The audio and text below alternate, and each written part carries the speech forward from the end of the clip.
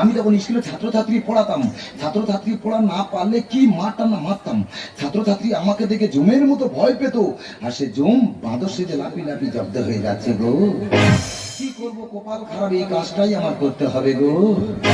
আমার দিচ্ছিস আমার এ কাজে তোর রাখা যাবে না রে। না, বাবা, পায়ে ধরে বলছি যে একটা মাস এই কাজটা করতে দাও, একটা মাস পর আমার বাদ দেবে, আমার দুঃখ থাকবে না। আমি কথা দিচ্ছি, মাস্টারের দম থাকতে মাস্টার কম করবে না।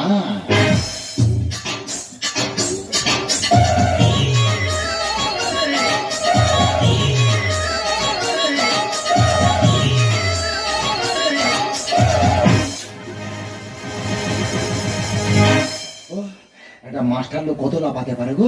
লাফি লাফি ক্লান্ত হয়ে পড়েছি, একটা ঘরের ভেতর ঢুকে পড়েছি। আগে গেটটা বন্ধ করি, তারপরে কথা বলছি। হ্যাঁ,